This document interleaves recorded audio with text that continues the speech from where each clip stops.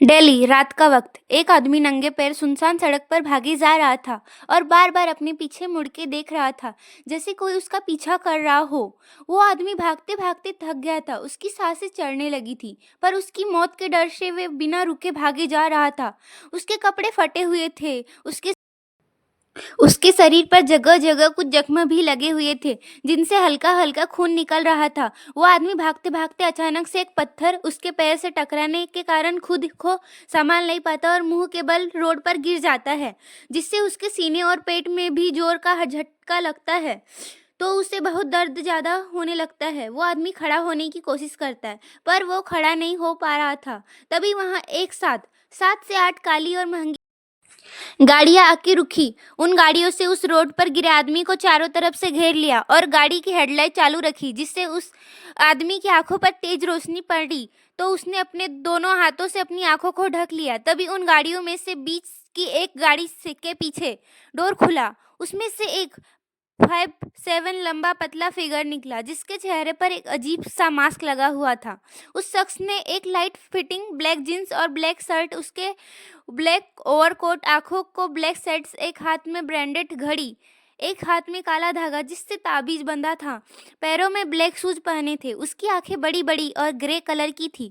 उसके बाल लंबे काले सिल्की जो खुले हुए थे, उसकी कमर तक लहरा रहे थे। उसके पतले और गुलाबी होठ उस मास्क के पीछे छुपे हुए थे, जिसे सिर्फ लिप बाम लगा हुआ था। वो दिखने में खूबसूरत सी लड़की लग रही थी, जिसका और शेरनी जितना खतरनाक लग रहा था। उसकी उम्र यही कोई 24 से 25 की होंगी। वो लड़की अपनी खतरनाक लाल आंखों से उस शख्स को घूरते हुए शेर की चाल चलते हुए उस शख्स के पास आके खड़ी हो गई, और वहीं उसके चारों तरफ उस लड़की के बॉडीगार्ड्स अपने ब्लैक यूनिफॉर्म, आंखों पर ब्लैक शर्ट्स, पैरों में ब्लैक जूते और हाथों में हाई क्वालिटी की वेपन्स लिए उस लड़की को प्रोटेक्ट कर रहे थे। उस उन सबकी यूनिफॉर्म पर एक सिंबल, जो एक शेर का था, वो उस पे नाम लिखा था, डेविल रानी। ये एक नाम नहीं, ब्रांड है, जिसे डेविल रानी ने खुद बनाया है, जिसकी पहचान ही बहुत खास है। लोग ये सिंबल देख देख के अपने आप दूर भाग जाते हैं।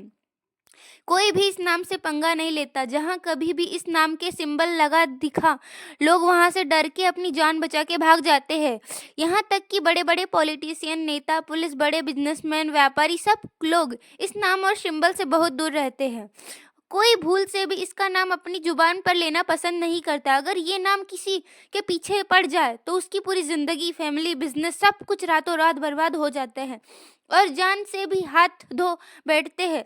Back to story. जो आदमी रोड पर पड़ा दर्द और डर से कराह रहा था, अपने सामने डेविल रानी को देख उसका खून सूख गया। उसकी नसों में दौड़ता हुआ उसका खून उल्टा बहने लगा और उस आदमी की सांसें डर और घबराहट के मारे अपनी रफ्तार से ज्यादा तेज चलने लगी। वो उस आदमी ने हिम्मत करके अपने दोनों हाथों को जोड़ा और गिड़गिड़ाते हुए अपनी खड़ी खूंखार शेरनी से बोला, प्लीज डेविल रानी, मुझे माफ कर दो। मैं लालच में आ गया था, जिसकी वजह से मुझे इतनी बड़ी गलती हो गई। मुझे माफ कर दो। इसके बाद मैं कभी ऐसा काम नहीं करूंगा। डेविल रानी, मेरे छोटे छोटे बीवी बच्चे हैं, मुझे माफ कर दो प्लीज। वो आदमी गिड़गिड़ाते हुए रोए जा रहा था। उसके सामने खड़ी लड़की, जिसे उस आदमी की बातों से जरा भी कोई फर्क नहीं पड़ा, वो वैसे ही अपनी जगह पर खड़ी उस आदमी को देखकर, क्या उसे अपनी ये ग्रे आंखों में घूर रही थी, जो इस वक्त गुस्से की वजह से पूरी लाल हो रही थी। उस लड़की ने अपने बगल में खड़े अपने असिस्टेंट विनीत साथ, तो वो डेविल रानी का राइट हैंड भी है। विनीत डेविल रानी के साथ सालों से काम कर रहा था। उसकी उम्र 29 से 30 की होंगी, जो दिखने में बहुत हैंडसम है, जिसके माथे पर आते काले बाल, जिसका वो हमेशा जेल से सेट करते रखता है, उसकी काली गहरी आंखें जिसमें दुश्मन के लिए बहुत, जिसकी हाइट 6.2 है, और उसकी पर्सनालिटी किसी डायनासोर की जैसी है, जो पलक झपकते दुश्मन का खात्मा कर देता है। ये एक अनाथ है, जिसे डेविल रानी ने अपना नाम दिया और उसकी पहचान दी। हट्टा कट्टा गबरू जवान, जिसका ऑरा और डेविल रानी जितना है, पर उसके सामने कम है। दुश्मन इनके नाम से कांप जाते हैं। डेविल रानी के खास है। Back to story. फिलहाल विनीत के चेहरे पर भी एक ब्लैक कलर का मास्क लगा हुआ था। जैसे कि विनीत ने देखा उसकी बॉस उसे देख रही है, तो वो आगे आया और अपनी बॉस के देखने के इशारे को समझ उसने उस जमीन पर पड़े आदमी को उसके बालों से पकड़ा खड़ा किया और उसके मुंह पर पंच मारने लगा। एक के बाद एक पंच मारने के बाद में उस आदमी की हालत और ज्यादा खराब हो गई थी। उसके दांत टूट गए, उसके मुंह से खून का फुब्बारा निकल रहा था, वो पूरे नीचे रोड को रंग रहा था। फिर डेविल रानी ने उस अपनी खतरनाक और गुस्से भरी आवाज में बोली, तुमने क्या सोचा था? तुम डेविल रानी को धोखा दोगे तो डेविल रानी तुम्हें माफ कर देंगी? नहीं, बिल्कुल नहीं। डेविल रानी कभी किसी को माफ नहीं करती। डेविल रानी एक ही वसूल है और वो है मौत। इसके अलावा उसे किसी से कोई फर्क नहीं पड़ता। इतना बोल उसने अपनी गन ली और उस आदमी के माथे के बीचों बीच शूट कर दिया, जिससे उस आदमी ने तुरंत अपना दम तोड़ दिया। डेविल रानी विनीत की तरफ देख बोली, इसकी कल न्यूज हेडलाइन में होनी चाहिए और इसके किए सारे कांड का लिस्ट सबूतों के साथ गोट इट। इतना बोल वो जाके सीधा अपनी गाड़ी में बैठी। उसके बैठते ही वहां से सारी गाड़ियां हवा की तेजी से रफ्तार से निकल गई और उसके पीछे छोड़ गई एक डेड बॉडी। तेरा खौफ कुछ इस कदर हुआ, तेरा खौफ कुछ इस कदर हुआ, मेरा दिल डर से धड़कना ही भूल गया। मेरी मौत मेरी नज़र के सामने थी। कुछ पल की जिंदगी मिली, उसके बाद मेरी सांसें रुक गई।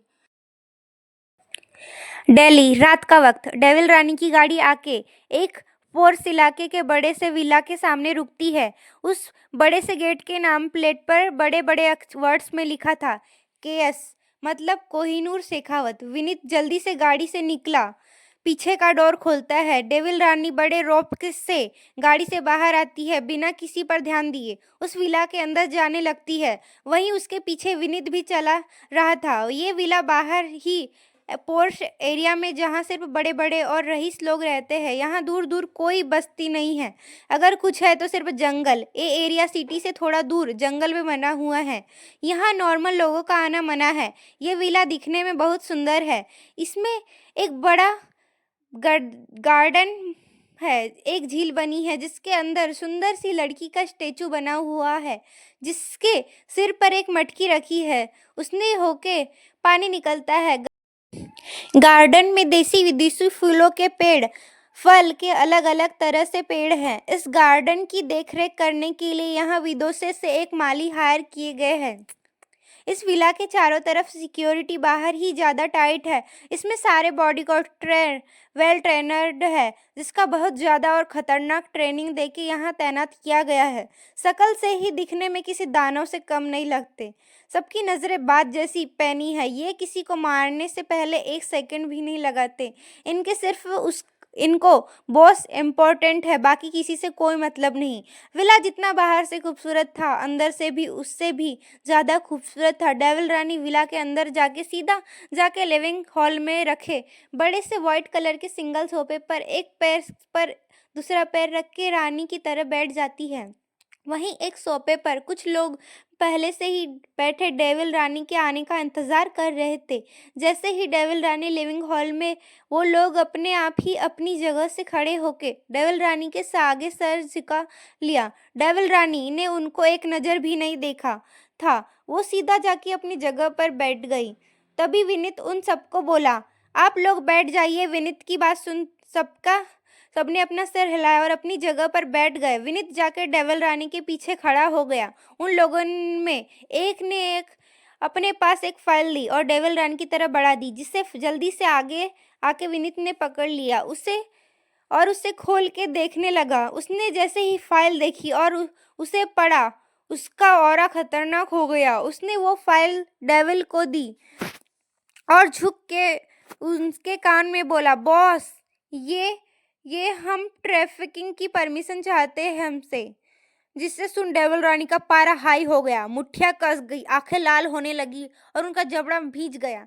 पति फिलहाल डेविल रानी ने खुद के गुस्से को थोड़ा कंट्रोल किया और विनीत ने जो फाइल उसे दी थी उसे पढ़ने लगी। जैसे जैसे वो उस फाइल में दी गई जानकारियों को पढ़ रही थी, वैसे वैसे उसकी आंखों का रंग ग्रे से लाल होता जा रहा था।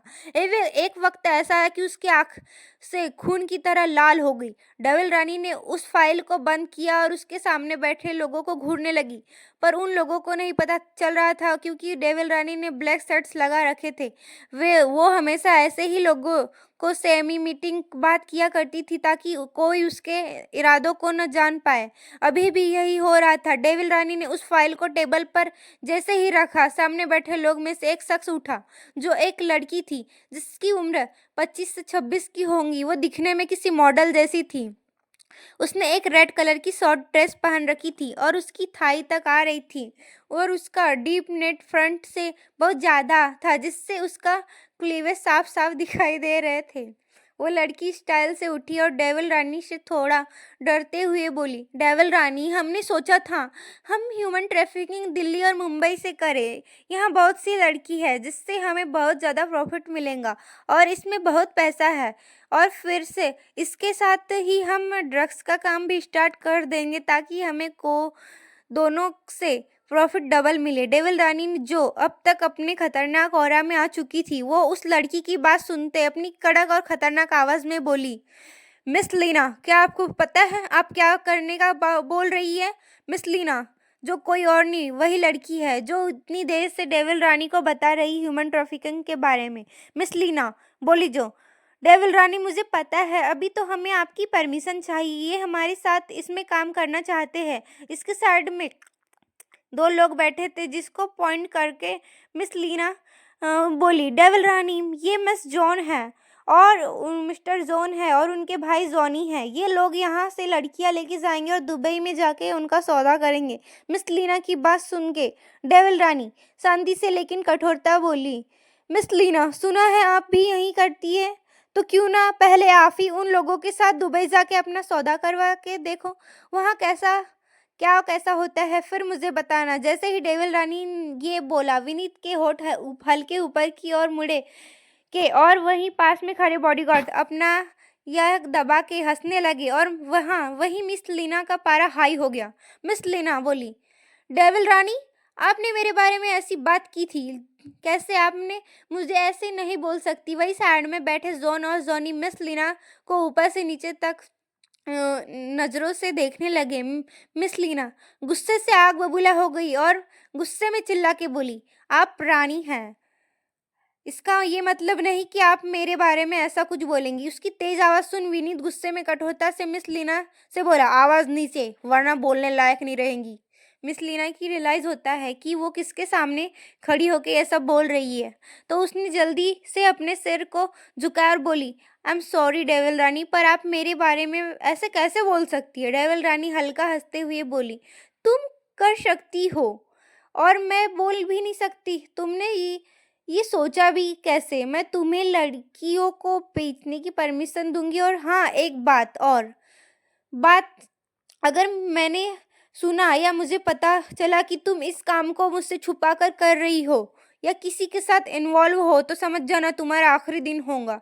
इतना बोल वो अपनी जगह से खड़ी हुई और ऊपर स्टार्स से चढ़ते हुए सेकंड फ्लोर पर बने अपने रूम में चली गई। नीचे छोड़ गई उन लोगों को। विनीत ने उन सबको ऐसे देखा, बोला, डेविल रानी का फैसला सुन लिया, अब आप लोग यहाँ से जा सकते हैं। इतना बोल उसने बॉडीगार्ड की तरफ देखा और वहां से नीचे बने अपने रूम में चला गया।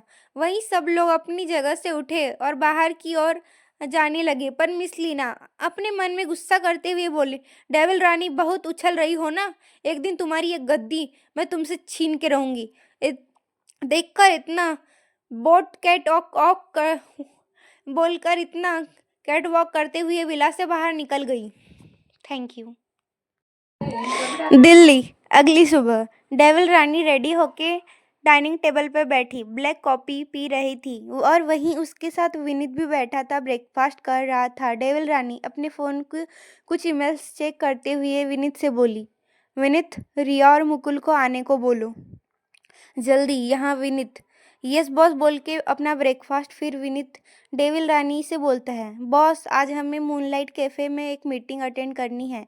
डेविल रानी बोली, हाँ, गाड़ी रेडी रखो, मैं बस आती हूँ। इतना बोलकर वो अपने रूम में चली गई और विनीत अपना फ़ोन लेके बाहर निकल गया। कुछ देर में कोहिनूर उर्फ डेविल रानी विला से बाहर जाती है। इस वक्त उसने एक ब्लू फिटिंग जीन्स और उसके ऊपर ब्लैक प्लेन शर्ट जिसके ऊपर डेनिम जैकेट पहनी थी। एक हाथ में घड़ी, एक हाथ में काला धागा जिसमें दाबिज बंधा हुआ था, पैरों में ब्लैक शूज, खुले बाल और कोई मेकअप नहीं किया था, होठों पर लिप बाम लगा रखा था। अभी उसके चेहरे पर ब्लैक मास्क लगा हुआ था, आंखों पर ब्लैक सेट्स लगे हुए थे। जैसे ही कोहिनूर बाहर आई, विनीत ने उसके लिए डोर खोला।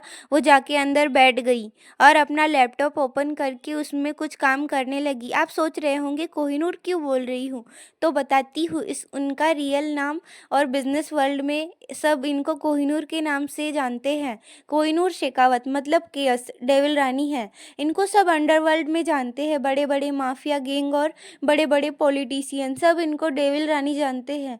बिजनेस वर्ल्ड में भी सब बड़े बड़े ओहदे वाले लोग इनको केएस या कोहिनूर के नाम से जानते हैं। आज तक किसी ने इनका चेहरा नहीं देखा। बिजनेस वर्ल्ड में इनके नाम से और अंडरवर्ल्ड में सब इनकी क्रूएल्टी से जानते हैं।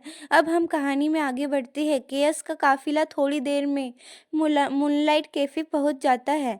इस वक्त उनके साथ बॉडीगार्ड वहीं थे, पर यूनिफॉर्म चेंज थी। उन्हें अभी उनकी यूनिफॉर्म पर का बड़ा सा सिंबल लगा हुआ था। एक साथ 6 से 7 गाड़ियां पार्किंग में आके रुकी और सब लोग वहां से कैफे के अंदर जाने लगे।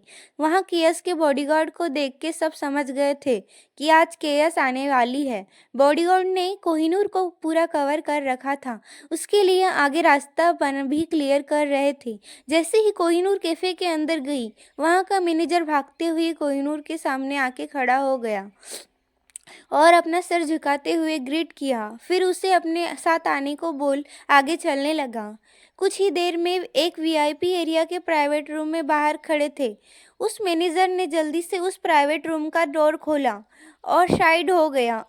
कोहिनूर बिना उस पे ध्यान दिए अंदर चली गई। उसके 4 से 5 बॉडीगार्ड उसके साथ अंदर चले गए और 2 बॉडीगार्ड बाहर खड़े रहे। बाकी ने के कैफे के बाहर थे। आज कोहिनूर की एक बिजनेस मीटिंग थी जिसे वो अटेंड करने आई थी। विनीत भी जाके अपने हाथ बांधे कोहिनूर के पीछे खड़ा। इस वक्त विनीत के चेहरे पर कोई मास्क नहीं था।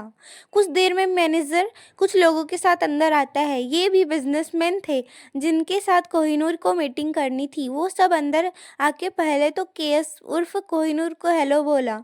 कोहिनूर ने सिर्फ अपना सिर हिला दिया। विनीत ने सबको साथ साथ हैंडशेक किया और फिर लोग एक बड़ी सी सेफ टेबल के चारों ओर बैठ गए। कोहिनूर ने विनीत को कुछ इशारा किया तो विनीत ने सबको कॉफी लाने का पूछा तो सबने को लगा कहा हाँ। फिर विनीत ने वहीं खड़े मैनेजर को सबके लिए ब्लैक कॉफी लाने को बोला।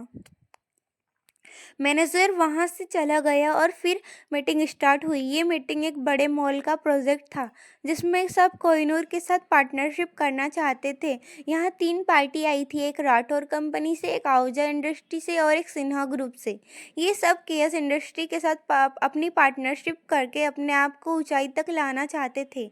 एक्चुअली केएस इंडस्ट्री पूरे एशिया की टॉप 10 कंपनीज में से फर्स्ट नंबर पर थी। दूसरे नंबर पर मित्तल इंडस्ट्री, बाकी सब इसके नीचे थी। इसलिए ज़्यादातर लोग केएस इंडस्ट्री और मित्तल इंडस्ट्री के साथ जुड़ना ज़्यादा पसंद करते हैं।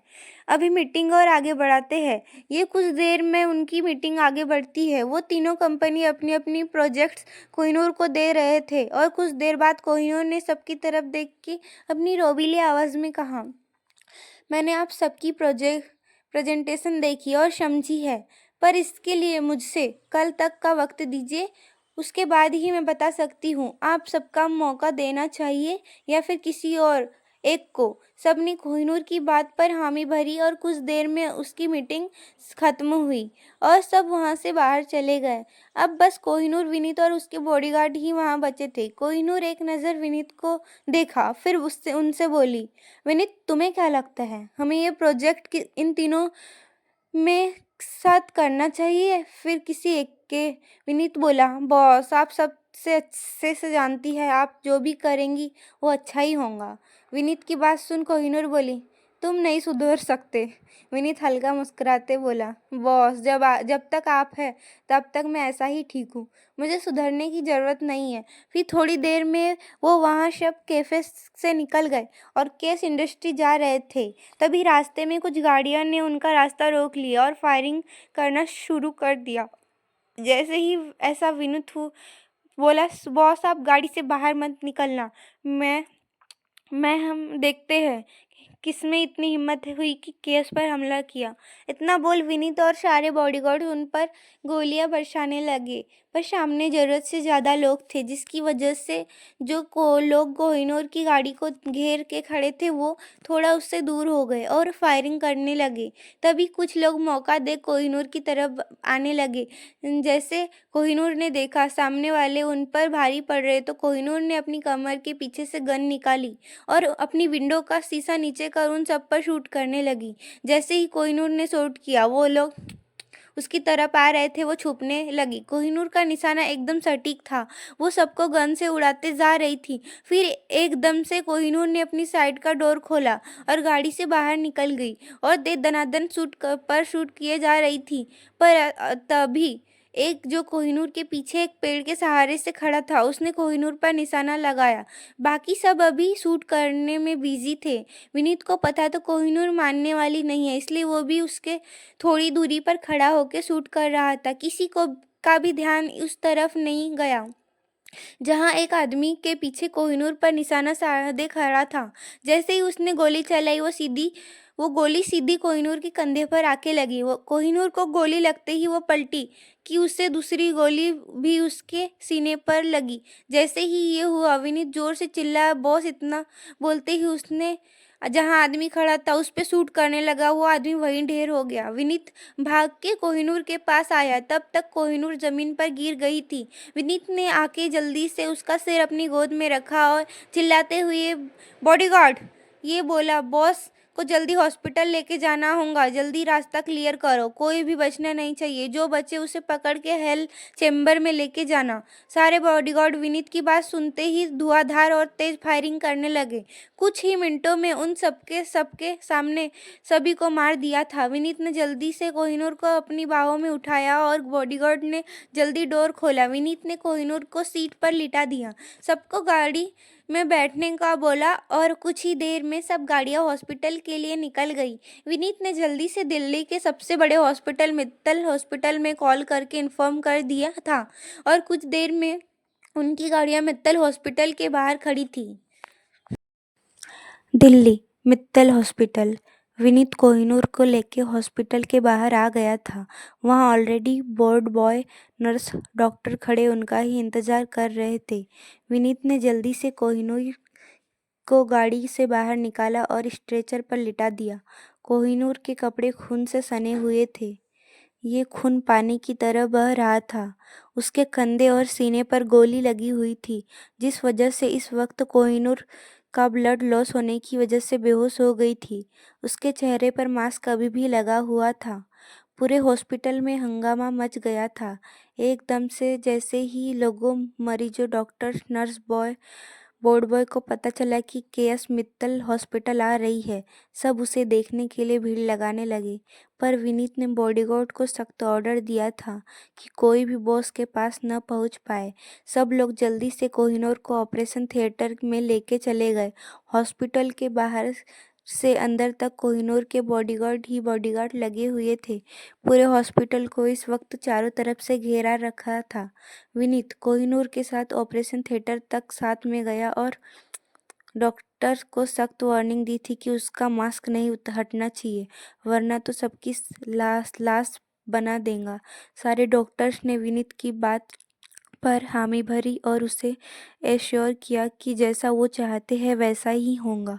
विनीत ने उन्हें ऑपरेशन रूम में जाने दिया और वहाँ पूरे फ्लोर को टाइट सिक्योरिटी से कवर करवा दिया, ताकि कोई किसी डॉक्टर या नर्स के भेष में आके कोहिनूर पर हमला ना कर सके।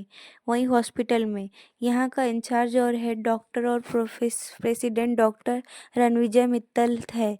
ये हॉस्पिटल उनका ही है। जैसे ही उन्हें खबर मिली कि कोई बड़ा आदमी हॉस्पिटल में लाया गया है, जिससे पूरे हॉस्पिटल में हंगामा मचा हुआ है, तो वो जल्दी से अपने केबिन से निकल बाहर आए। तो सच में सारे डॉक्टर्स और नर्स, वार्ड बॉय, काम करने वाले, यहाँ तक कि पेशेंट भी वहाँ भीड़ लगा के खड़े थे। ये देख प्रेसिडेंट को काफ़ी गुस्सा आया। वो अपनी गुस्से भरी कड़क आवाज़ में ज़ोर से बोले, यहाँ क्या हो रहा है? आप सब ने इतनी भीड़ क्यों जमा कर रखी है? प्रेसिडेंट को देख सब की बोलती बंद हो गई और सब डर के से कांपने लगे। प्रेसिडेंट ने फिर से पूछा, कोई मुझे बताएगा यहाँ इतनी भीड़ क्यों लगी है? प्रेसिडेंट का सवाल सुन एक नर्स बोली, प्रेसिडेंट अभी यहाँ केएस आई है ट्रीटमेंट के लिए, हम सब उनको ही देखने के लिए इकट्ठा हुए हैं। केएस का नाम सुनते ही पता नहीं प्रेसिडेंट को क्या हुआ, वो कुछ पल सोचने लगे। केएस मशहूर बिजनेस वूमेन, ये याद आते ही उस नर्स ने बोला, तो आप लोग हम यहाँ की भीड़ लगाने की क्या ज़रूरत है, ये हॉस्पिटल है, यहाँ कोई भी आ सकता है और आप सबको यहाँ इतनी भीड़ लगाने की ज़रूरत नहीं है, तभी उनका ट्रीटमेंट चल रहा है, तो आप सब बाद में उनसे मिलना, अभी सब जाके अपने काम करो, पेशेंट को आराम करने को लेके जाओ। प्रेसिडेंट की बात सुन सबने अपना सिर हिलाया और एक एक एक कर वहां से चले गए। उन सबके जाने के बाद प्रेसिडेंट सोचने लगा, मुझे किसी ने इन्फॉर्म क्यों नहीं किया। इतना सोच वो उस फ्लोर पर चला गया जहाँ कोहिनूर का ऑपरेशन चल रहा था। वहाँ किसी को आने के लिए फिलहाल मना कर दिया गया था कि सिर्फ डॉक्टर नर्स जो उसे ट्रीट कर रहे थे वही। प्रेसिडेंट जैसे ही वहाँ पहुंचा, विनीत ने उसे देख प्रेसिडेंट ने अपना प्राइवेट कोट हुआ था, वह अपना स्टेथोस्कोप भी लगे में डाला और था। विनीत उसकी तरफ आया और पूछा, सर आप प्रेसिडेंट ने उसे शेक हैंड के लिए अपना हाथ आगे बढ़ाया तो विनीत ने भी अपना हाथ आगे किया और प्रेसिडेंट से शेक हैंड किया। प्रेसिडेंट अपना इंट्रो देते हुए बोले, मैं यहाँ का प्रेसिडेंट डॉक्टर रणविजय मित्तल। विनीत ने छोटी सी स्माइल दी और बोला, जी मेरा नाम विनीत शेखावत है, मैं केएस का असिस्टेंट हूँ। दोनों ने एक दूसरे को अपना इंट्रो दिया। फिर प्रेसिडेंट बोले, वैसे मैंने सुना है काफ़ी केएस इंडस्ट्री के बारे में, पर कभी हमने मुलाकात नहीं की और ना कभी कोई बिजनेस डील। ये सुन विनीत बोला, जी सर मुझे पता है, मैंने आज आपको पहली बार देखा है। प्रेसिडेंट बोले, हाँ तभी हमें इंट्रो की ज़रूरत पड़ी है। इसमें विनीत ने हाँ में सिर हिलाया। फिर वो दोनों वहाँ लगी चेयर पर बैठ के बात करने लगे। कुछ देर में ओटी का डोर खुला और नर्स भागते हुए बाहर आई और विनीत से बोली, सर पेशेंट को कंडीशन कुछ ठीक नहीं है और उनका ब्लड काफ़ी लॉस हो गया है, उनको ब्लड की ज़रूरत है। विनीत बोला, जाके ब्लड बैंक से लेके आओ। नर्स बोली, सर हमने वहाँ से ले लिया है, एक बोतल और चाहिए, अभी वहाँ अवेलेबल नहीं है। इतना बोल उसकी नज़र प्रेसिडेंट पर पड़ी तो उसने उससे ग्रीट किया। प्रेसिडेंट ने पूछा, नर्स पेशेंट को ट्रीट कौन कर रहा है। नर्स बोली, प्रेसिडेंट सर पेशेंट को डॉक्टर महेश और डॉक्टर ग्रीस ट्रीट कर रहे हैं और उनको असिस्ट रूबी नेहा और मैं कर रहे हैं। ये सुन प्रेसिडेंट, पेशेंट को क्या हुआ है। नर्स बोली, प्रेसिडेंट सर उनको 2 गोलियां लगी है, एक उनके कंधे पर एक उनके सीने पर। अभी डॉक्टर उनके सीने से गोली निकालने की कोशिश कर रहे हैं, पर वो काफ़ी ज़्यादा डीप है और हार्ट का बिल्कुल करीब है। ये सुन प्रेसिडेंट बोले, आप एक काम करिए, डोर ग्रीस से बोलिए पेशेंट को मैं ट्रीट करने आ रहा हूँ। इतना सुन नर्स वहाँ से चली गई। विनीत बोला, प्रेसिडेंट सर ब्लड के लिए मैं आपके साथ चलता हूँ। प्रेसिडेंट ने हाँ में सिर हिलाया। फिर प्रेसिडेंट जाके खुद को सैनिटाइज किया और अपना ऑपरेशन करने वाला ड्रेस पहना, मास्क लगाया और ग्लोव्स पहन के वो ऑपरेशन थिएटर के अंदर चला गया और दूसरे बेड पर विनीत को भी लिटा दिया था। बीच में कर्टन्स लगे हुए थे। करीब 2 घंटे बाद ऑपरेशन रूम का डोर खुला। विनीत वहीं बाहर बैठ के डॉक्टर का इंतजार कर रहा था। जैसे ही डॉक्टर प्रेसिडेंट बाहर आए, विनीत ने पूछा, बॉस कैसी है। प्रेसिडेंट बोले, केएस का ऑपरेशन सक्सेसफुल रहा, फिलहाल वो बेहोश है, थोड़ी देर में उसको नॉर्मल बोर्ड में शिफ्ट कर दिया जाएगा, तब आप उनसे मिल सकते हैं। इतना बोल वो सब डॉक्टर वहाँ से चले गए। दिल्ली मित्तल हॉस्पिटल। दिन से रात हो गई थी पर अभी तक कोहिनूर को होश नहीं आया था। सब परेशान थे। अब तक कोहिनूर को प्राइवेट बोर्ड में शिफ्ट कर दिया गया था। विनीत कॉरिडोर में इधर से उधर चक्कर काट रहा था। उससे बहुत ज़्यादा टेंशन हो रही थी और डर भी लग रहा था। कुछ देर बाद 2 लोग भागते हुए विनीत की तरफ आ रहे थे, जो टेंशन में भी थे और गुस्से में भी थे। दोनों विनीत के पास आके उसे कस के पकड़ लिया और उस पे चिल्लाते हुए बोले, बॉस को क्या हुआ है। जब बॉस के साथ ये सब हो रहा था तो तुम कहाँ थे। विनीत, तुमसे लापरवाही की उम्मीद नहीं थी, ये तुमने अच्छा नहीं किया है। विनीत बेचारा पहले डरा हुआ था, उसे पता था उसके साथ ऐसा ही कुछ होगा। उसने जैसे तैसे खुद को उन दोनों जल्लादों से खुद को छुड़ाया और थोड़े गुस्से में बोला, तुम दोनों शांत रहो, हो जाओ, ये हॉस्पिटल है, अभी बॉस ठीक है। पर अभी उनको होश नहीं आया है। ये उन दोनों ने उसे ऐसे घूरा जैसे कि अभी उसे गोली मार देंगे। विनीत फिर डरते हुए बोला, अरे अभी तुम दोनों शांत हो जाओ, जाके बॉस को से मिलो, फिर मैं तुम्हें सब डिटेल बताऊंगा। विनीत की बात सुन दोनों ने एक दूसरे को देखा और फिर हाँ में सर हिला के बोर्ड के अंदर चले गए। उनके जाने के बाद विनीत ने गहरी सांस ली और खुद के कपड़े ठीक करते हुए कहा, दोनों के दोनों जल्लाद हैं। मुझ मासूम को तो कुछ समझते ही नहीं। मैं इन दोनों से बड़ा हूँ, फिर भी ऐसे धोते हैं जैसे ये दोनों मुझसे बड़े हूँ। इतना बोल उसके बुरा सा मुंह बना लिया। और तो चलिए हम इनके बारे में जान लेते हैं। ये दोनों मुझसे बड़े हैं, इतना बोल उसने बुरा सा मुंह बना लिया। तो चलिए हम इनके बारे में जानते हैं। ये दोनों इतने गुस्से में क्यों थे? एक का नाम मुकुल शेखावत है। ये कोहिनूर के अंकल के बेटे जो बचपन से कोहिनूर के साथ ही रहा है, जिसकी हाइट 5.9 इंच है। दिखने में बहुत हैंडसम, काले थोड़े घुंघराले बाल, क्लीन बियर्ड, भरी भरी भूरी आंखें, मोटी आईब्रोज जिनके आउटलाइन कॉर्नर पर हल्का कट लगा हुआ था, लंबी हल्की मोटी नाक, गोरा चिट्टा चेहरा, एक कान में डायमंड स्टंट, हल्के काले, ना ज़्यादा पतले और ना ज़्यादा मोटे होठ, परफेक्ट शेप जो लाइन्स, 8 पैक एब्स, मस्कुलर चौड़ा सीना, अट्रैक्टिव पर्सनैलिटी। लड़कियां देख ले तो फिदा हो जाए। जिनमें white shirt with black pant पहनी थी, एक शर्ट के ऊपर थी बटन खुले हुए थे जिससे उनका चौड़ा सीना झांक रहा था। एक हाथ में महंगी घड़ी, ब्लैक जूते। अब बात करते हैं दूसरे इंसान की, जिनका नाम रिया पवार, जो कोहिनूर के मामा की बेटी है। ये भी कोहिनूर के साथ बचपन से है। ये तीनों का बचपन से ग्रुप था जिसमें विनीत भी बाद में शामिल हो गया। ये बाद में पता चलेगा कैसे।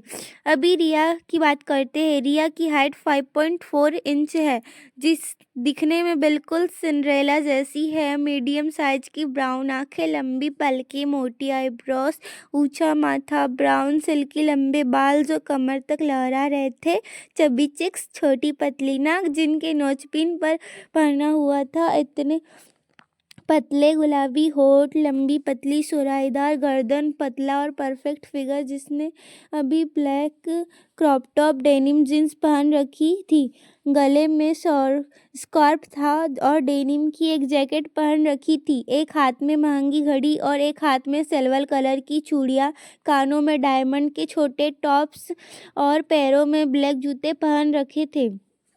इन दोनों को इंट्रोडक्शन हो गया है। अब हम कहानी पर आते हैं। रिया और मुकुल दोनों जल्दी से वार्ड में अंदर जाते हैं तो देखते हैं हॉस्पिटल बेड पर, हॉस्पिटल गाउन में एक लड़की, जिसके चेहरे पर अब भी मास्क लगा हुआ था और उसके मुंह पर ऑक्सीजन मास्क लगा था। एक हाथ में सलाइन चढ़ रही थी, एक तरफ कुछ मशीन लगी थी जिसमें उसकी हार्ट बीट का पता चल रहा था। उन दोनों की आंखों में आंसू आ गए।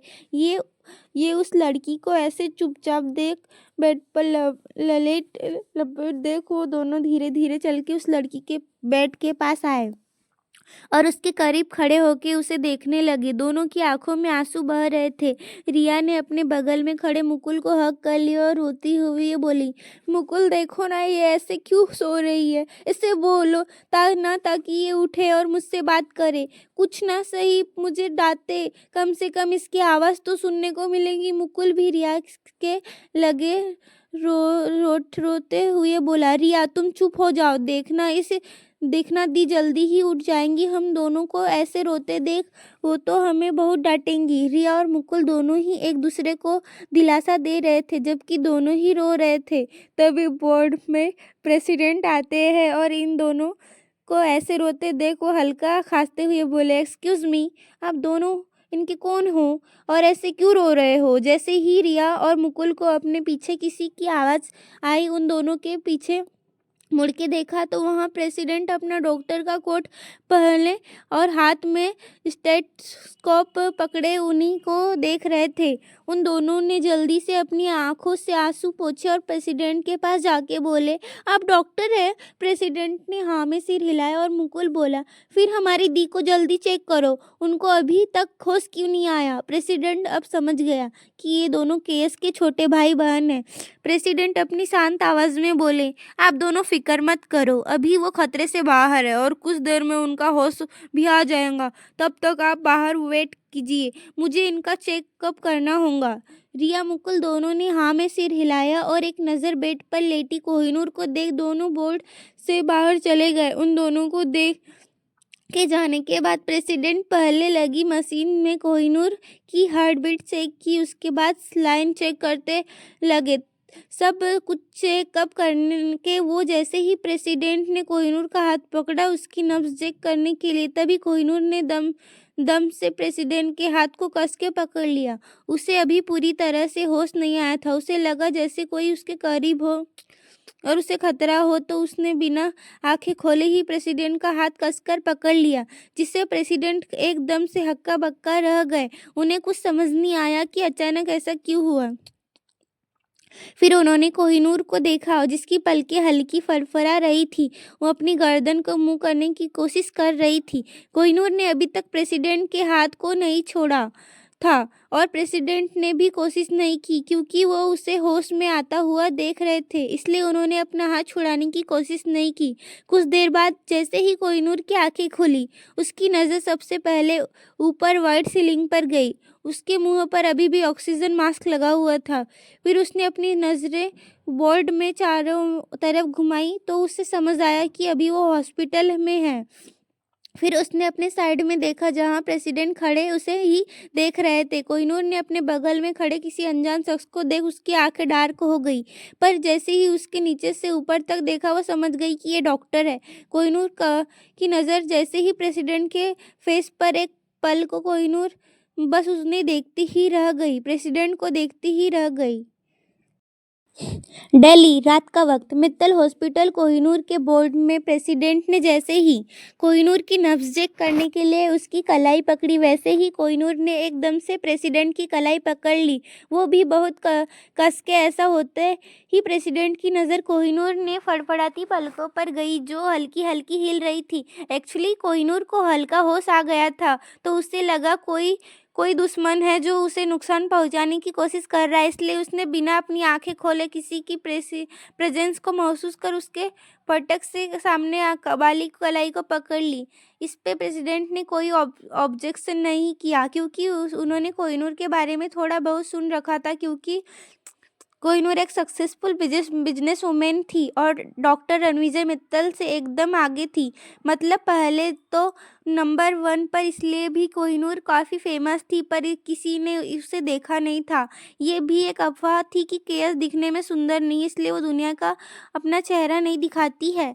कहानी पर आते हैं। कोहिनूर को धीरे धीरे पूरी तरह से होश आ गया था। उसने आँख खोलते ही सबसे पहले छत की सीलिंग को देखा तो वो समझ गई कि हॉस्पिटल में है। इस वक्त उसके बाद उसने अपनी नज़र बोर्ड में चारों तरफ घुमाई। उसी वक्त उसे अपने पास किसी के होने का एहसास हुआ, तो उसकी आंखें एकदम डार्क हो गई और उसकी पकड़ प्रेसिडेंट के हाथ पर और ज़्यादा कस गई, जिससे कोहिनूर के नाखून प्रेसिडेंट का कलाई में चुभ गए। प्रेसिडेंट की नज़र सिर्फ कोहिनूर पर थी। कोहिनूर ने धीरे धीरे अपनी नज़रें सिर्फ नीचे से ऊपर की तो उसे वाइट कोट पहने एक शख्स दिखा, तो उसे समझ आया कि डॉक्टर है। ये सोच उसकी आंखें धीरे धीरे नॉर्मल हो गई। फिर उसने उस शख्स से चेहरे पर अपनी नज़र की तो उसके चेहरे को एक ही एकटक चेहरे उसके देखते देखते रह गई। हीरे की तरह तराशा हुआ एकदम गोरा चेहरा, बड़ी बड़ी ओशियन ब्लू आंखें, काफ़ी लंबी घनी पलकें, मोटी मोटी आईब्रोस, ऊंचा माथा जिसपे महाकाल तेज जैसा अलग ही लुक दे रहा था। चेहरे पर एक चमक जो उसके अक्स को दर्शा रही थी।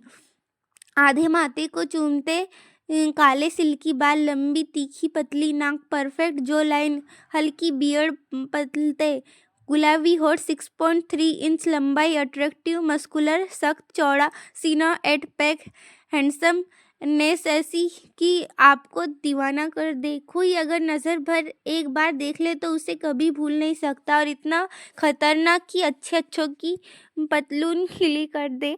लोग इनको भी इनके नाम और नाम से जानते हैं। ये अच्छों अच्छों के लिए अच्छे और बुरों के लिए बुरे हैं। ये किसी गुनहगार को कभी परेशान नहीं करते और ज़रूरतमंदों में मददगार है। एक तरह से गरीबों के मसीहा, और हॉस्पिटल भी उन्होंने ज़रूरतमंदों के मदद के लिए खोला है। इससे सब तरह के लोग को का ट्रीटमेंट होता है। जिसके पास पैसे होते हैं वो देते हैं, जिनके पास नहीं होता उनका हॉस्पिटल खर्चा उठाता है। आगे स्टोरी और पता चलेगा जिनका। फिलहाल बैक टू स्टोरी।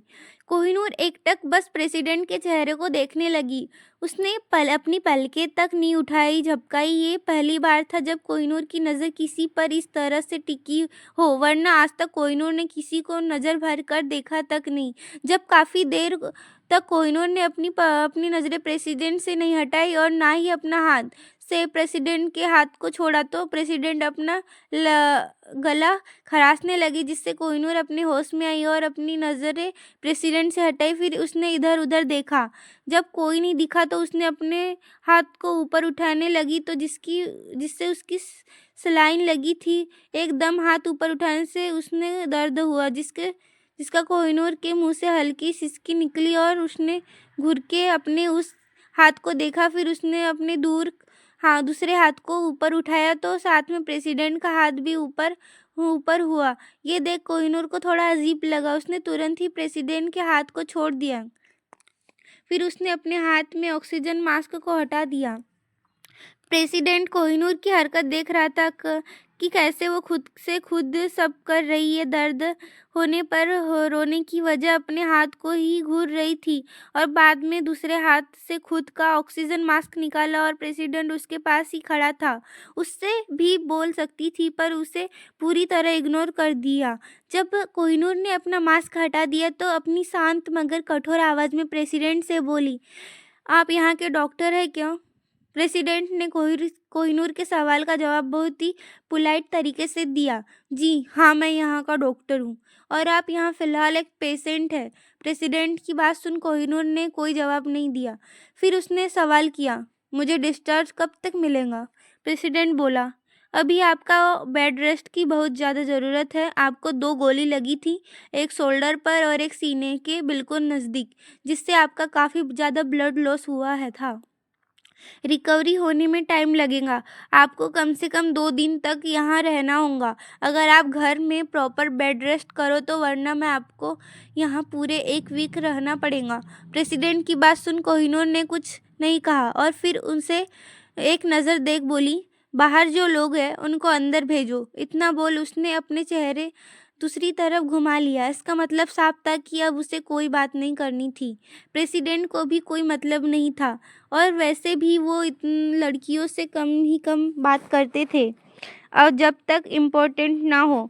बाकी तो वो किसी को भाव तक नहीं देते थे। पेशेंट के अलावा प्रेसिडेंट भी उसे एक नज़र देख वहाँ से बाहर चले गए, और बाहर विनीत, मुकुल, रिया को देख बोले, पेशेंट को होश आ गया है और आपको वो अंदर बुला रही है। इतना बोल वो भी वहाँ से चले गए, और उनके जाते ही तीनों वार्ड के अंदर आ गए। कदमों की आहट को सुन कोहिनूर ने डोर की तरफ देखा तो वहाँ त्रिमूर्ति खड़ी थी, जिसे देख उसके चेहरे के भाव बिल्कुल भी नहीं बदले। उसे पता था ऐसा ही होगा। ये तीनों भागते हुए कोहिनूर के पास आए। रिया, मुकुल तो आके सीधा कोहिनूर से लिपट गए। विनीत कहीं दूसरे उसके बगल में खड़ा हो गया। उसकी आंखों में हल्की नमी थी, ये कोहिनूर जानती थी। कोहिनूर थोड़ा कराहते हुए बोली, आह आह अरे मुझे मारोगे क्या? अगर ऐसा था तो बचाया ही क्यों? ये सुन रिया, मुकुल दोनों जल्दी से कोहिनूर से दूर होके खड़े हो गए और जल्दी से बोले, सॉरी दी, आप ठीक हो ना? कोहिनूर बोली, तुम दोनों ठीक होने होने दोगे तो ठीक हो जाऊंगी, पर लगता है नहीं तुम ऐसा होने दोगे। कोहिनूर की बात सुन दोनों ने अपने कान पकड़ लिए और सॉरी बोलने लगे। ये देख विनीत, जिसकी आंखें हल्की नम थी, उसके होठ पर स्माइल आ गई। कोहिनूर दोनों की नौटंकी देख सख्त आवाज में बोली, बस करो तुम दोनों, नहीं तो मैं तुम्हें यहाँ से अभी वापस भेज दूंगी। ये दोनों दोनों एकदम अच्छे और आज्ञाकारी स्टूडेंट की तरह से खड़े हो गए। विनीत को उन दोनों की हालत पर बहुत हंसी आ रही थी। कोहिनूर फिर विनीत को बिना देखे ही बोली, विनीत, लगता है तुम्हें लंबी छुट्टी देने की जरूरत है। ये सुन विनीत बिल्कुल शॉक्ड हो गया। उसके चेहरे को का रंग उड़ा और घबरा गया। उसने जल्दी से कहा, नहीं बॉस, बिल्कुल भी नहीं, मुझे छुट्टी की बिल्कुल ज़रूरत नहीं चाहिए। ये सुन कोहिनूर बोली, तो फिर इतनी देर से अपने दांत क्यों दिखा रहे थे? उनको तुड़वाना है या किसी को डोनेट करना है? बोलो, अगर ऐसा है तो हम ऑलरेडी हॉस्पिटल में हैं, तुम्हारा काम जल्दी ही हो जाएगा। इतना सुन उसके चेहरे की हवाइयाँ उड़ गई। विनीत जल्दी से बोला, माफ़ कर दो, मैं आगे मैं ऐसा कभी नहीं कहूँगा, प्लीज़। इस वक्त विनीत की हालत काटो तो खून नहीं जैसी हो गई। बेचारे का कुचुम्बर ऐसे ही निकल रहा था जबकि उसने कुछ किया ही नहीं। विनीत की ऐसी हालत देख तो रिया और मुकुल को भी हंसी आ रही थी, पर वो बिल्कुल शांत खड़े थे क्योंकि उन्हें पता था ऐसी हालत कुछ देर पहले उनकी भी थी। मगर फिर कुछ किया तो विनीत की तरफ का तीर उसकी तरफ आ जाएगा। थोड़ी देर तक सब शांत रहे। फिर विनीत बोला, आई एम सॉरी बॉस, मेरी लापरवाही की वजह से आपको गोली लगी। उसकी इस बात पर कोहिनूर ने कुछ नहीं कहा। कुछ देर बाद कोहिनूर बोली, वो सब छोड़ो और ये बताओ, पता चला कौन थे वो लोग? कोहिनूर की इस बात को सुन विनीत एकदम सीरियस होके बोला, हाँ बॉस, वो तिरंगा के भेजे गए लोग थे। उन्होंने सिर्फ आपके नाम की सुपारी दी गई थी। वो तो छोटे मोटे चोर और उनकी और आर लगी की गली के गुंडे था, मगर आप पर हमला किसी और ने किया था। मतलब उस गैंग का नहीं था, भेजा तिरंगा ने ही था। ये सब सुन अब उसके चेहरे पर बेहद गुस्सा दिखने लगा था। सब जानते थे तिरंगा को बिजनेस में अपना नाम आगे ले जाना था, पर केस की वजह से वो हर बार मात खा जाता था। इसी वजह से तो वो हर बार केस को अपने रास्ते से हटाने के लिए ऐसे ही गुंडे को भेजता था, पर हर बार कोहिनूर बच जाती थी। इस बार रिया और मुकुल उसके साथ नहीं थे और कुछ उसने लापरवाही भी कर दी थी जिस वजह से उसे गोली लगी, वरना वो हमेशा बुलेट प्रूफ जैकेट पहन के रहती थी।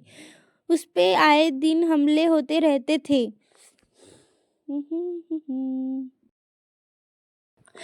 दिल्ली मित्तल हॉस्पिटल।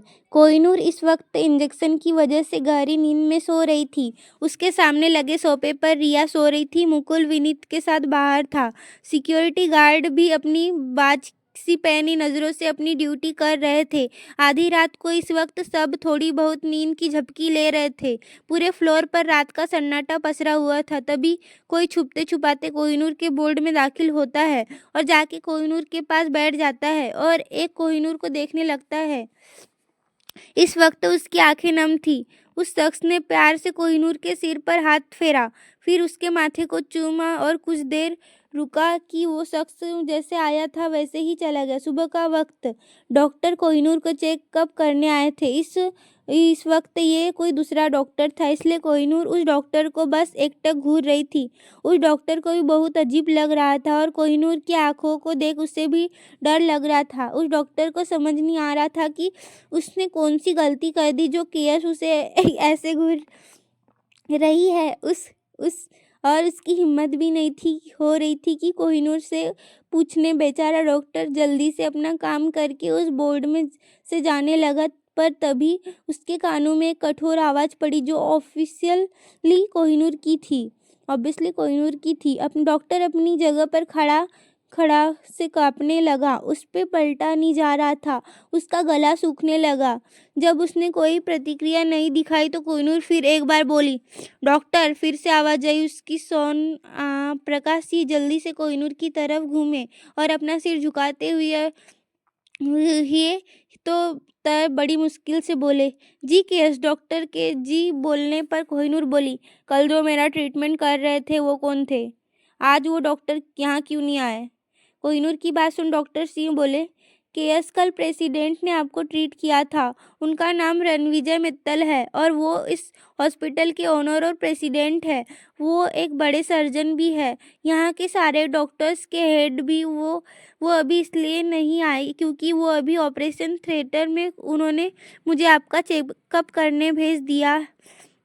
क्या मुझे कोई गलती हुई? क्या डॉक्टर सिंह ने सॉरी सॉरी सारी बातें एक सांस में ही बोल दी, जिसे सुन कोहिनूर बोली, नहीं बस इसलिए पूछा क्योंकि मुझे नहीं पसंद हर कोई मुझे ट्रीट करे, इसलिए बता देना अपने प्रेसिडेंट को आगे से ऐसी गलती ना हो। इतना बोला उसने उसे जाने का इशारा किया। कोहिनूर को वैसे कोई प्रॉब्लम नहीं थी पर उसे तो प्रेसिडेंट को देखना था ना, जाने क्यों जब से कोहिनूर ने प्रेसिडेंट को देखा है तब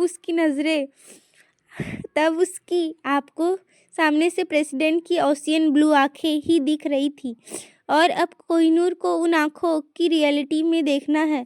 इसलिए उसने इस तरह से डॉक्टर सिंह को बोला ताकि आगे से उसे चेक करने वही ओशियन ब्लू वाला डॉक्टर आए। कोहिनूर को अभी कुछ समझ नहीं आ रहा था कि वो क्यों उसे वो ओशियन ब्लू आंखें इतनी ज़्यादा अट्रैक्ट कर रही थी, पर जो भी हो उसे अब वो ओशियन ब्लू आंखें देखनी है। जो कोहिनूर एक बार कोई डिसीजन ले या कोई चीज़ उसे पसंद आए तो उसके पास आ ही जाता है, फिर चाहे उसके लिए कोहिनूर को कुछ भी क्यों ना करना पड़े वो करती। जब तक करती तब तक वो चीज़ उसके पास नहीं आती या आ जाती, उसकी नहीं हो जाती तब तक कोहिनूर को ओशियन ब्लू आंखें पसंद आ गई। देखते हैं इसके लिए हार्टलेस क्रूर डेविल रानी उर्फ कोहिनूर किस हद तक जाती, आगे देखते हैं। कुछ देर बाद विनीत कोहिनूर के पास आता है। इस वक्त मुकुल और रिया विला गए हुए थे।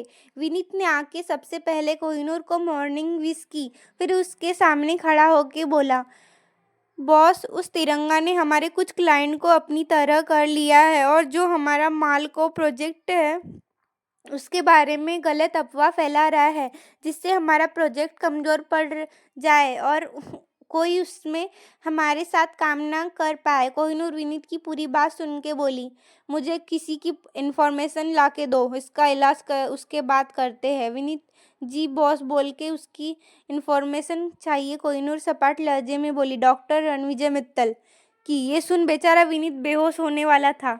उसने खुद को संभाला और बोला, बॉस डॉक्टर प्रेसिडेंट की इन्फॉर्मेशन पर क्यों? कोहिनूर इस बार कड़क लहजे में बोली, तुमसे जितना कहा जाए तुम उतना करो, सवाल जवाब के लिए मैं हूँ, तुम बस काम पर ध्यान दो। विनीत जल्दी से जी सब बॉस बोल, आई एम सॉरी, आगे से ऐसी गलती नहीं होगी, इतना बोल वो चुपचाप हो गया। विनीत कोहिनूर के कुछ बोलने का इंतजार कर रही थी और कुछ नहीं बोला। तो कुछ देर की चुप्पी के बाद विनीत बोला, बॉस वो मिस लीना ह्यूमन ट्रैफिकिंग का काम किसी और से कराने का प्लान कर रही है।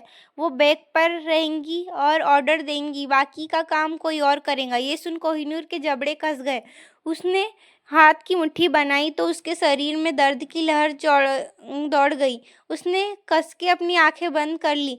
कुछ देर बाद खुद के गुस्से को शांत करके झटके से अपनी आंखें खोलती है और विनीत को गुस्से भरी कड़क आवाज में ऑर्डर भरे लहजे में बोली, विनीत, लगता है लोगों के दिल ऐसे डेविल रानी का डर खत्म हो गया है, जरा उसके फिर से कायम करो। आखिर लोगों को पता तो चले डेविल को कहर जब किसी पर बरसता है तो कितना ज़्यादा डेंजरस होता है। ऐसा खौफ फैलाओ कि आगे से कोई भी डेविल रानी के खिलाफ जाना तो दूर, आवाज़ तक नहीं निकलनी चाहिए, समझे? अगर तुम ऐसा नहीं कर पाए तो मैं तुम्हें ऐसी जगह भेजूंगी जहां तुम खाने पीने को भी तरस जाओ और लोगों से मिलने भी याद रहे। कोहिनूर कहीं की धमकी उस सुन विनीत तो पूरा पसीने से चूर हो गया। उसका डर से बुरा हाल हो गया था। उसने तो इमेजिन भी कर लिया, जिसे देख तो उसकी हालत और ज़्यादा खराब हो गई। विनीत बोला, जी बॉस, आपने जैसा बोला है वैसा ही होगा, आपको कोई शिकायत नहीं मिलेगी। कोहिनूर बोली, ऐसा ही होना चाहिए, नहीं तो तुम जानते हो मैं कोई धमकी नहीं देती, करती भी हूँ। कोहिनूर भी फिर से धमकी सुन विनीत बोला, बॉस कोई जैसा आपका बोले वैसा ही होगा, बस मैं चलता हूँ, आज ऑफिस में भी एक मीटिंग है। मैंने मुकुल और रिया को कहा था तो दोनों ने मना कर दिया, इसलिए मुझे जाना पड़ रहा है। वो थोड़ी देर में हॉस्पिटल पहुंच जाएंगे। इतना कह वो वहां से ऐसे भागा जैसे उसके सिर पर सिंह उग आए हैं। विनीत के जाते ही कोहिनूर ने अपनी आंखें बंद कर ली तो उसके सामने ओशियन ब्लू आंखें घूमने लगी। उसने अपनी आंखें नहीं खोली और ऐसे ही उन आंखों को देखती रही। कुछ देर में उसे दवाई की बहुत से वजह से नींद आ गई। दिल्ली, एक बड़ी सी बिल्डिंग जो पूरी आगे से शीशे की बनी हुई थी। उसमें पूरे 25th फ्लोर पर बने हुए थे और इसके मेन एंट्रेंस पर बड़े बड़े अक्षरों में लिखा था, कैश इंडस्ट्री, जो पूरे एशिया की नंबर 1 कंपनी है। जिसके 20th फ्लोर पर एक मीटिंग हॉल में एक मीटिंग हो रही थी। इस मीटिंग में करीब 20 लोग मौजूद और होंगे और उनके सामने बड़े रोब से विनीत बैठा हुआ था, क्योंकि कोहिनूर नहीं थी। और जब कोहिनूर यहाँ नहीं होती थी तो कंपनी का सारा काम मीटिंग विनीत ही हैंडल करता था। आज भी वही कर रहा था। सारे लोग डर से पसीने से तरबतर हो चुके थे। एसी चालू होने के बावजूद भी लोगों को पसीना आ रहा था, क्योंकि सब जानते थे विनीत कैसा है। वो भी केस से कम नहीं है। जरा भी गलती हुई तो चूक हुई तो वो किसी को भी नहीं छोड़ता। जॉब से जाते तो जाते उनको सजा अलग से मिलती, वो अलग अलग, और फिर उनको ब्लैकलिस्ट कर दिया जाता था, जिससे उनकी कहीं जॉब ना मिले। मतलब लाइफ पूरी तरह से बर्बाद कर दी जाती थी। और इस कंपनी में कुछ रूल्स ऐसे भी थे कि अगर कंपनी की कोई बात या कंपनी के अंदर काम कर रहे किसी भी एम्प्लॉय की बात कंपनी के बाहर लीक हुई तो उसकी पेनल्टी के तौर पर 1 करोड़ रुपए भरने पड़ेंगे और जॉब लेस हो जाएगा। अगर इसलिए यहाँ की बातें अगर बाहर बिल्कुल भी नहीं जानती है। इस कंपनी में जितनी अच्छी इनकम फैसिलिटीज़ और हर तरह की सुविधा यहाँ के एम्प्लॉय को दी जाती है, वो दूसरी कंपनियों में ऐसा नहीं मिलती। इसलिए यहाँ ज़्यादातर लोग काम करना पसंद करते हैं और यहाँ बिल्कुल आराम से काम करते हैं, बिना किसी जल्दबाजी के, टेंशन के, ताकि कोई गलती ना हो, वरना यहाँ माफ़ी की कोई गुंजाइश नहीं थी। मीटिंग रूम में बहुत इम्पोर्टेंट मीटिंग चल रही थी, जो कंपनी के सारे हेड के साथ विनीत अपनी जगह से खड़ा हुआ और मीटिंग रूम की लाइट ऑफ हो गई। फिर विनीत सारे लोगों को मॉल के प्रोजेक्ट के बारे में एक्सप्लेन करने लगा और बाकी के सारे लोग बहुत ही ध्यान से बड़ी सी स्क्रीन पर अपना पूरा फोकस करके सब कुछ ध्यान से देख रहे थे। 2 घंटे बाद मीटिंग खत्म होती ही उसकी बाद लाइट ऑन होती है। विनीत अपनी चेयर पर आके बैठा। उस सबकी तरह देख पर सब एक सरसरी नज़र डाल के एक अपने रोब में बोला, अब उसको सबको समझ आ गया होगा कि आप लोगों को अब क्या करना है। विनीत की बात सुन सबने एक साथ कहा, यस। उसकी हाँ सुन विनीत ने अपना सिर हिलाया और खड़ा होके बोला, मीटिंग इज़ ओवर। बाहर निकल गया। दूसरी तरफ हॉस्पिटल में रिया और मुकुल कोहिनूर को अपनी बकवास से पका रहे थे और कोहिनूर चुपचाप उन दोनों की बकवास सुन रही थी। मुकुल बोला, दी आपको पता है हम दोनों लंदन में और हम मिस्टर बोस से मिलने गए थे। तब इस रिया ने उनका बड़ा बनाया था। इसने दी मिस्टर बॉस की ड्रिंक को स्पाई कर दिया, जिससे उनका वॉशरूम जाके बहुत बुरी तरह हालत हो गई थी। ये अपना पेट पकड़ के हंस रही थी। उसे देख हम सबको भी बहुत हंसी आ रही थी। ये बहुत ज़्यादा शरारती लड़की है, ये कभी सीरियस नहीं होती। मुकुल की बात सुन रिया अपना मुंह बनाते हुए बोली, हाँ तो उसकी नज़र नहीं देखी थी? वो मीटिंग से ज़्यादा मुझे देख रहा था।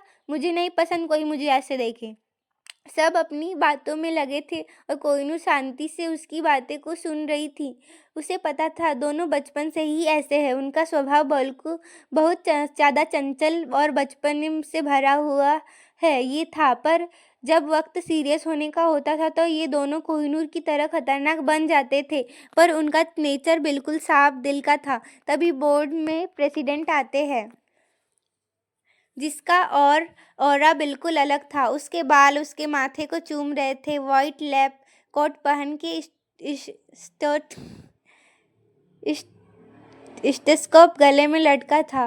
उन्होंने इस वक्त व्हाइट शर्ट और ब्लैक पैंट पहना रखा था। प्रेसिडेंट की ओशियन ब्लू आंखें अलग ही चमक रही थी। कोहिनूर, जो अब तक शांति से बैकग्राउंड से सिर टिके के बैठी थी, बोर्ड के डोर खुलने से कोहिनूर के सामने देखा तो सामने प्रेसिडेंट खड़े थे, जो इस वक्त ऐसे लग रहे थे मानो अभी अभी बादलों से निकल के जमीन पर आए हो। प्रेसिडेंट को देख कोहिनूर की आंखें एक पल के चमक पर तुरंत नॉर्मल हो गई। प्रेसिडेंट को देख मुकुल और रिया चुप हो जाते हैं। प्रेसिडेंट कोहिनूर के पास जा आके बोला, हेलो मिस, अब आपको ऐसा फील हो रहा है? कोहिनूर की नज़र सिर्फ प्रेसिडेंट के ऊपर थी। कोहिनूर ने प्रेसिडेंट को हेलो का कोई जवाब नहीं दिया, पर उसकी दूसरी बात का जवाब दिया। कोहिनूर अपनी वही बिना एक्सप्रेशन कठोर आवाज़ में बोली, हाँ अभी ठीक हूँ, पर सीने में दर्द है। कोहिनूर की बात सुन मुकुल और रिया तो उसे देख रहे थे जैसे कोई कोहिनूर के बहस में बहरूपिया हो। उनको यकीन नहीं हो रहा था कि जो लड़की 4-4 गोलियां खाने के बाद हॉस्पिटल जाने के लिए भी बड़ी मुश्किल से रेडी होती है, आज वो बोल रही है उसे दर्द हो रहा है। ये हाँ, ये तो चमत्कार हो गया। मुकुल रिया का मुंह खुला और आंखें पूरी पूरी बाहर आ गई थी और स्टोची की तरह जमे कोहिनूर को देख रहे थे। उनको तो वो सब कोई सपना लग रहा था, जैसे वो जागते हुए कोई सपना देख रहे हो। पर कोहिनूर ने उन पे कोई ध्यान नहीं दिया। उसका पूरा ध्यान प्रेसिडेंट के ऊपर था। प्रेसिडेंट आगे बोला, मिस आपका बैठना नहीं चाहिए। आपको सीने में दर्द है। आपके ऐसे देख बैठने की वजह से आपके स्टिचेस खींच जाते हैं, जिससे आपको दर्द हो रहा है। मैंने आपको पहले ही कहा था, आपको 2 दिन बिल्कुल प्रॉपर बेड रेस्ट करना है, ताकि आपको स्टिचेस और घाव थोड़ा सूख जाएंगे। उसके बाद आप बैठ सकती है। कोहिनूर का पूरा ध्यान सिर्फ और सिर्फ प्रेसिडेंट की ओशियन ब्लू आंखों पर था। वो एक टक प्रेसिडेंट की आंखों को देख रही थी। प्रेसिडेंट का ध्यान कोहिनूर को चेक करने में था। प्रेसिडेंट बोले, मिस आप लेट जाओ, मैं आपको बैंडेज को चेक कर सकूं।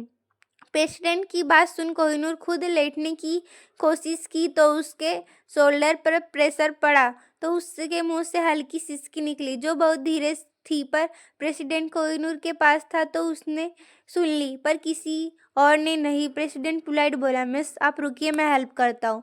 इतना बोल वो कोहिनूर के और करीब आया और कोहिनूर को अजीब सी फीलिंग महसूस हुई। उसकी बॉडी में करंट सा दौड़ रहा गया। यही हॉल प्रेसिडेंट का हुआ। उसने भी कभी ऐसा कुछ फील नहीं किया था और ना ही कभी किसी लड़की के करीब गया था।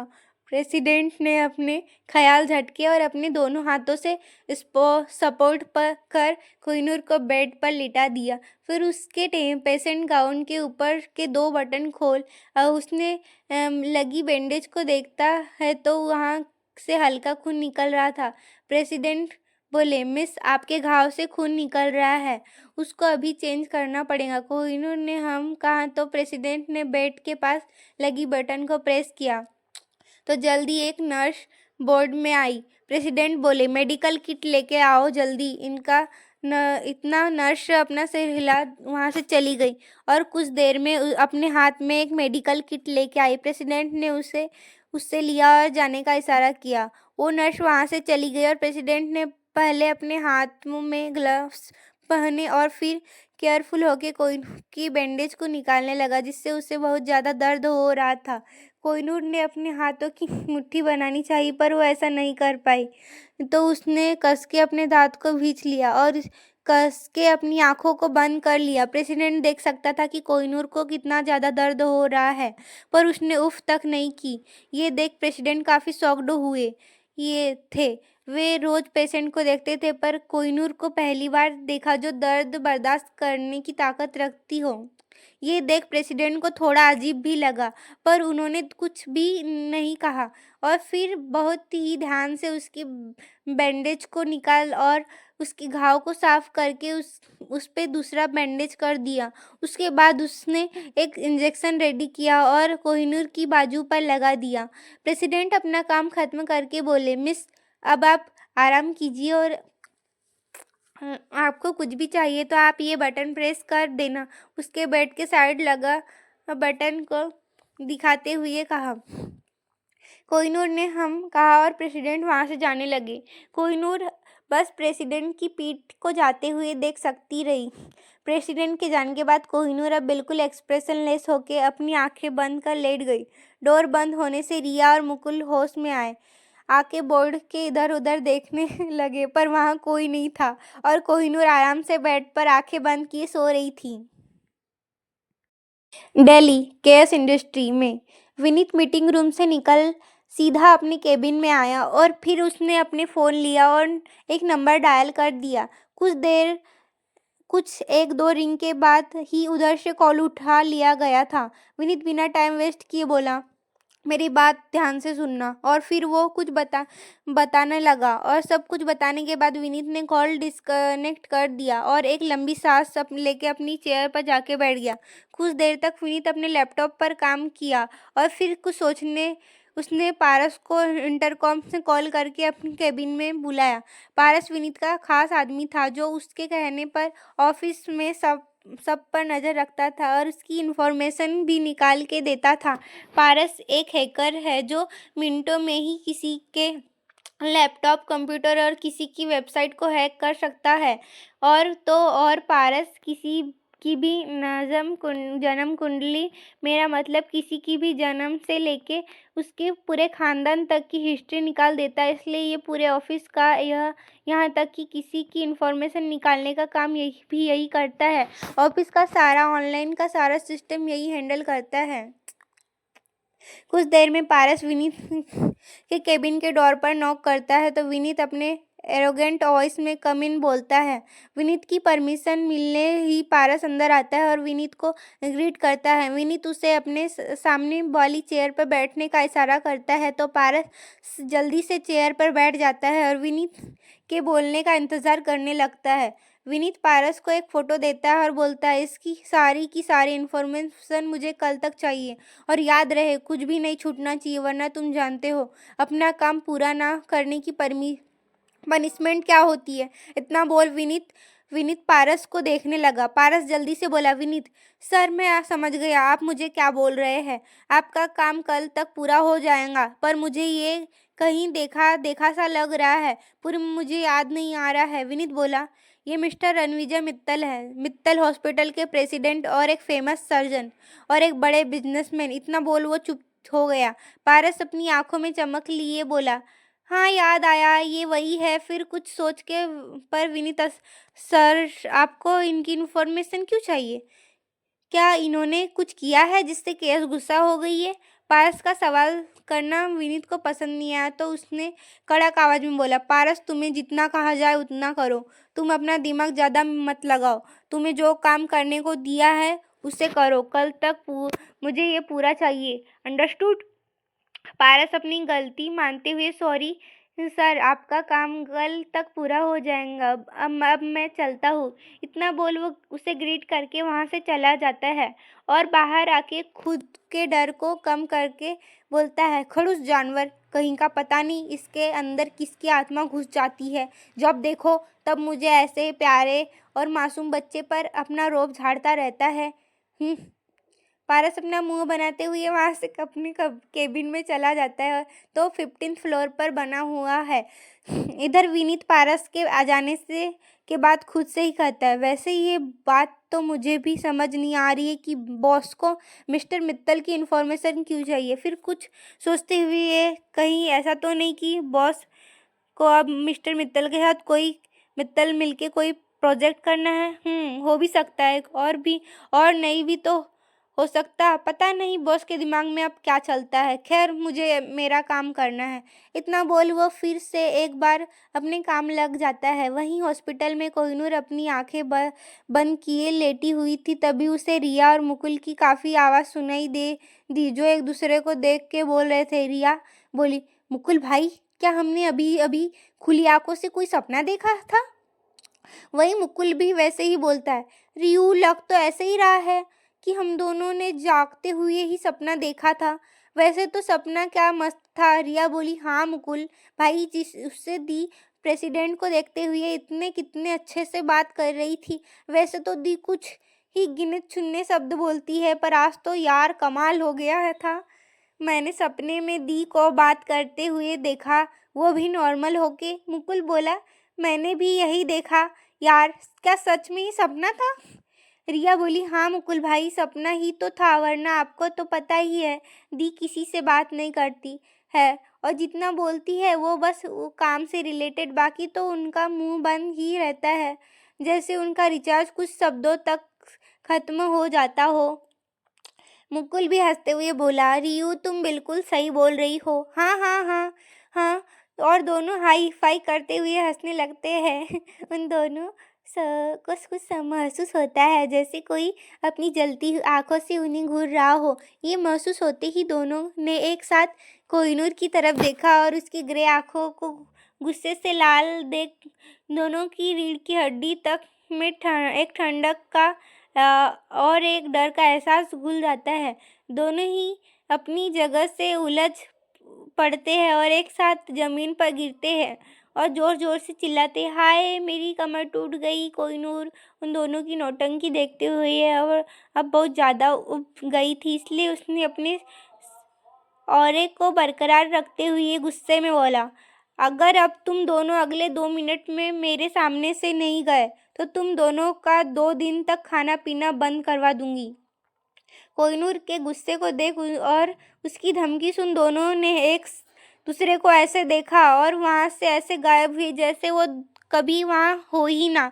और रिया मुकुल ऐसे गायब होते देख कोहिनूर ने नाम से अपना सिर हिलाया और फिर अपनी आंखें बंद कर ली। कुछ देर तक बाद उसे इंजेक्शन की वजह से नींद आ गई थी।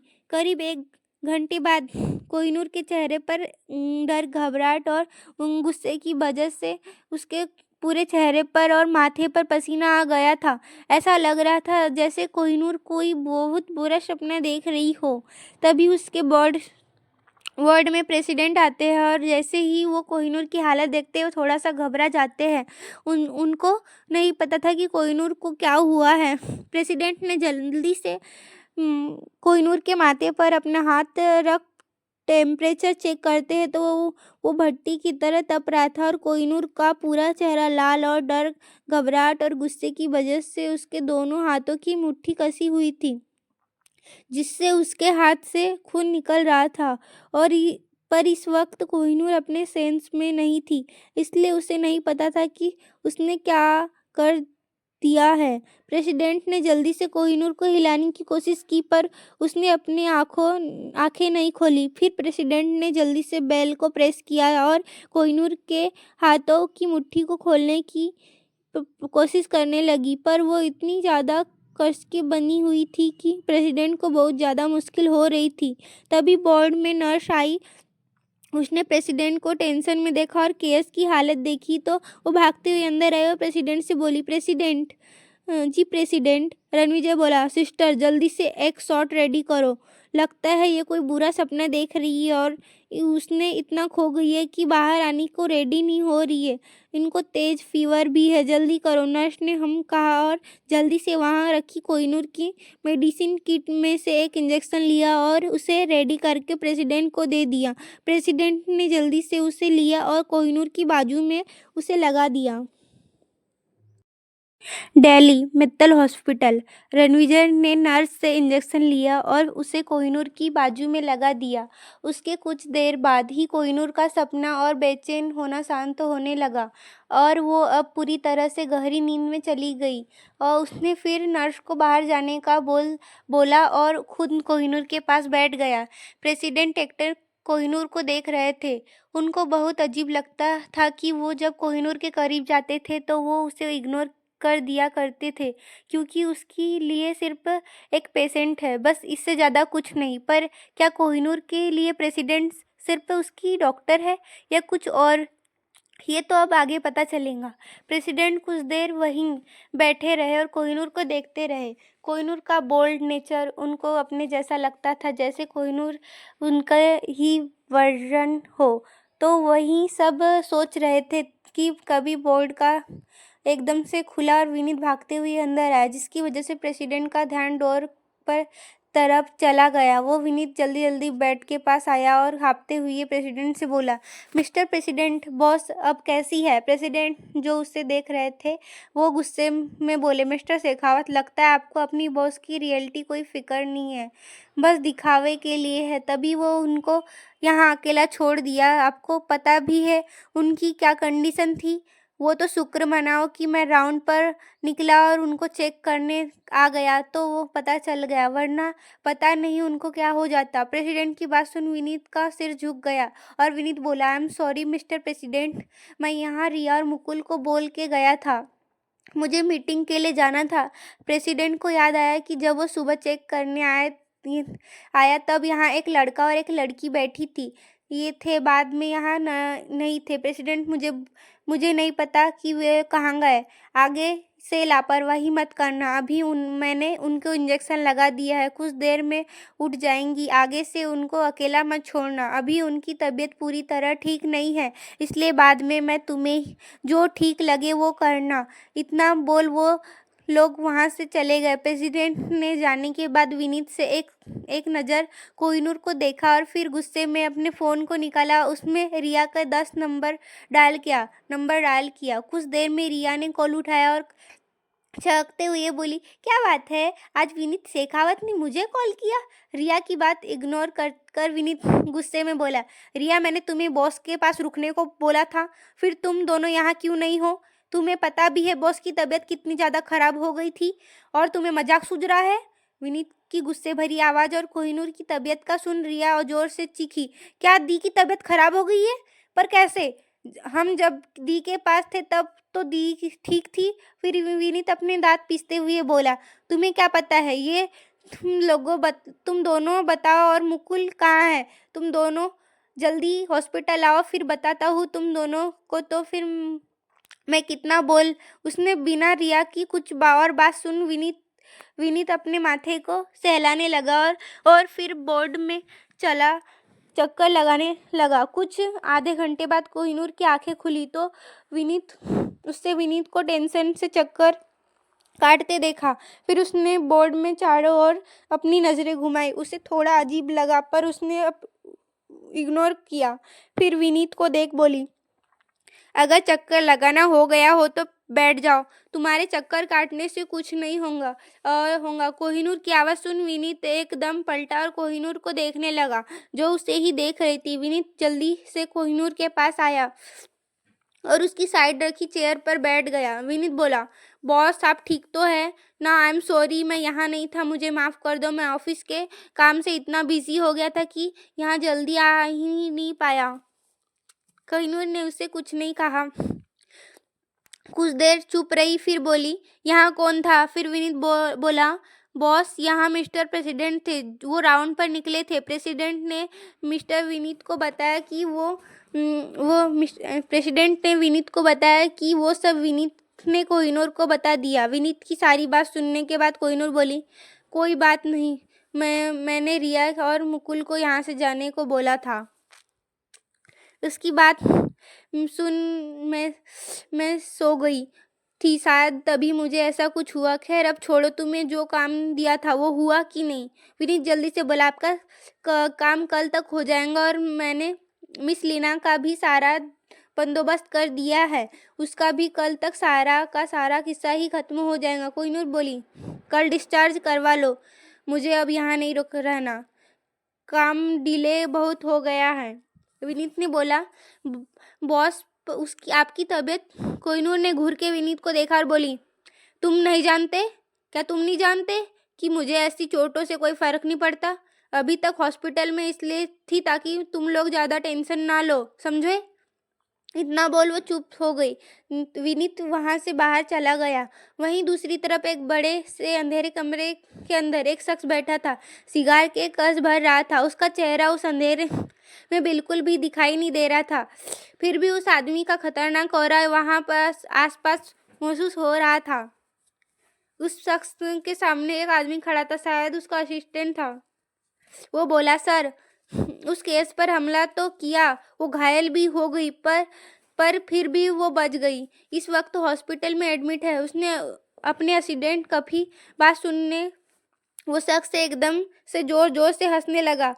उसकी हंसी इतनी ज़्यादा अजीब थी और भयंकर थी कि उसके पास खड़ा खड़ा उसके असिस्टेंट उससे डर के कुछ कदम पीछे हट गया और उसके माथे पर आए पसीने को पोंछते हुए अपने सामने बैठे डेंजरस आदमी को देखने लगा, जो उसका बॉस था।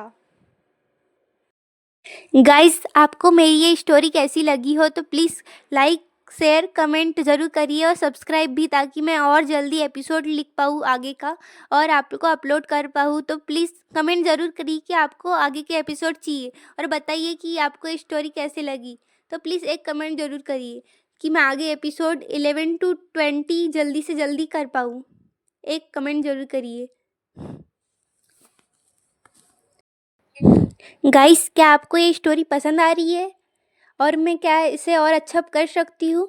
मुझे ये भी सजेस्ट करो। और क्या पता, क्या मिस्टर प्रेसिडेंट और उनका कोई रिलेशन था बाद में, या कोई एक दूसरे को पहले से जानते थे? ये सब जानने के लिए हमारे चैनल से बने रहिए और आगे के एपिसोड के लिए हमारे चैनल को लाइक, शेयर और सब्सक्राइब कर दीजिए। Thank you.